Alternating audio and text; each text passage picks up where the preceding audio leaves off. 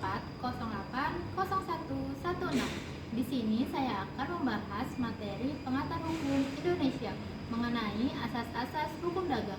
Tonton videonya sampai habis ya. Hukum dagang sudah berkembang di dunia pada era 1000 sampai 1500 Masehi, yakni pada abad pertengahan di Eropa. Saat itu muncul kota-kota perdagangan seperti Genoa, Barcelona, Florence, hingga Venesia. Meskipun sudah ada hukum Romawi, masalah perdagangan tidak bisa diselesaikan dengan baik, maka dibentuklah hukum pedagang atau comporage. Hukum dagang pada masa itu masih berbeda-beda di tiap daerah. Hukum dagang yang dikodifikasi pertama kali dibentuk di Prancis pada era Raja Louis pada tahun 1673. Hukum bernama Ordonnance de Commerce ini berisi segala hal yang berkaitan dengan dunia perdagangan, seperti masalah pedagang, bank, badan usaha, surat berharga, hingga pernyataan pailit. Kemudian muncul kodifikasi hukum dagang kedua bernama Ordonnance de la Marine pada tahun 1681. Hukum ini memuat segala sesuatu tentang perdagangan dan kelautan seperti perdagangan di laut. Dua sumber hukum tersebut terus dipakai dan menjadi acuan lahirnya hukum dagang baru bernama Code de Commerce pada 1807 di Perancis. Isinya mengenai berbagai aturan hukum yang timbul dalam bidang perdagangan sejak abad pertengahan. Belanda sebagai bekas jajahan Prancis juga memberlakukan Code de Commerce.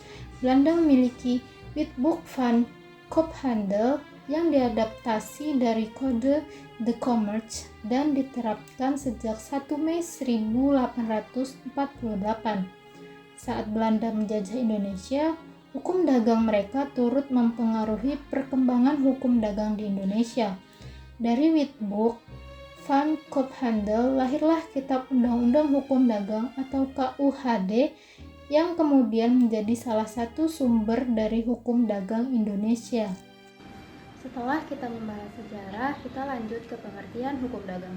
Hukum dagang menurut para ahli diantaranya sebagai berikut.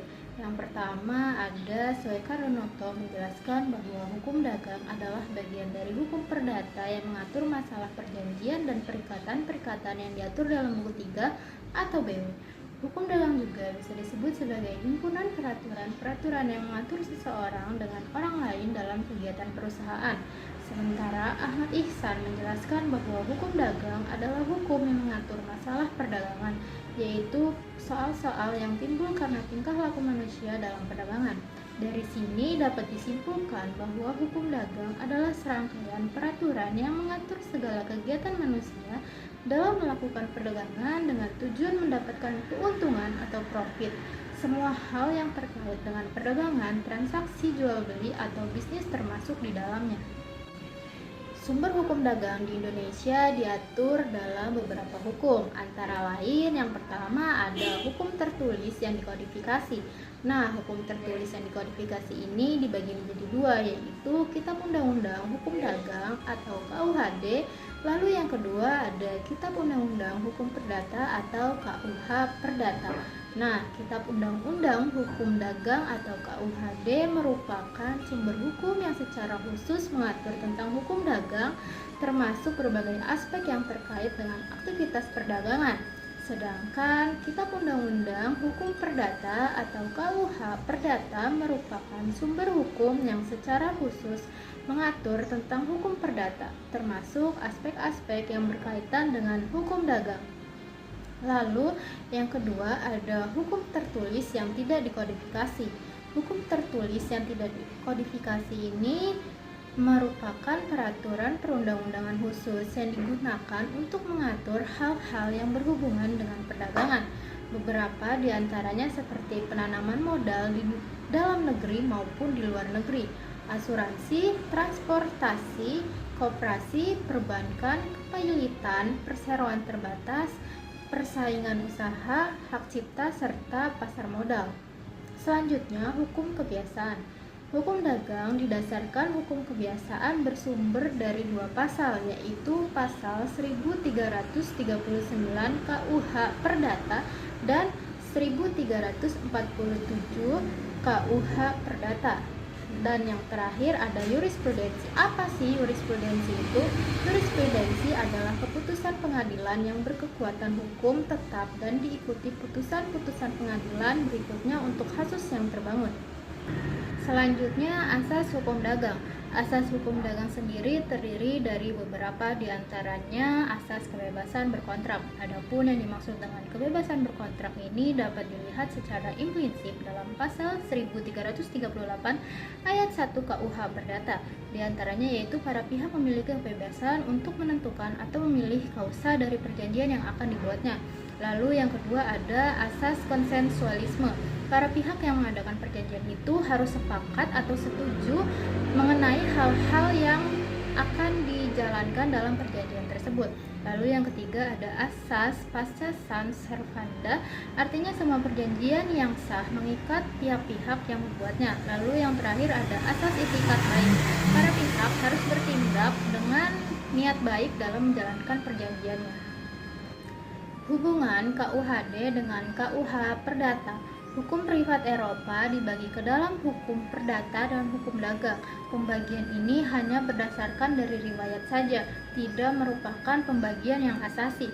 Hukum dagang sejatinya merupakan hukum khusus dari hukum perdata. Pembagian hukum privat menjadi hukum perdata dan hukum dagang ini tidak bersifat asasi dengan bukti-bukti sebagai berikut. Yang pertama, pada pasal 1 KUHD yang menyebutkan bahwa KUH Perdata seberapa jauh daripadanya.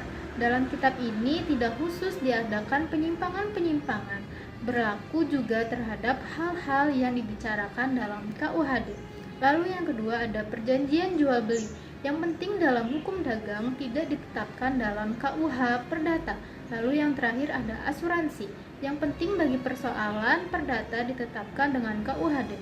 Pada masa lampau, peraturan-peraturan yang dimuat dalam WFK hanya berlaku bagi para pedagang saja. Misalnya hanya pedagang saja yang dapat dinyatakan menandatangani wasel, pilot dan akan. Tetapi saat ini WFK berlaku juga bagi setiap orang, meskipun bukan pedagang, sebagaimana PW juga berlaku bagi setiap orang termasuk para pedagang. Kesimpulan dari materi yang disampaikan tadi bahwa hukum dagang adalah kumpulan norma yang mengatur hubungan antara pihak-pihak dalam kegiatan perdagangan untuk mencapai keuntungan serta terdapat asas kebebasan berkontrak, konsensualitas, pasca sunt servanda, dan itikat baik yang menjadi landasan dalam transaksi bisnis. Hukum dagang juga bertujuan untuk menciptakan kepastian hukum, melindungi pelaku usaha, dan memastikan perdagangan yang adil. Sekian penyampaian materi dari saya, kurang lebihnya saya mohon maaf. Wassalamualaikum warahmatullahi wabarakatuh.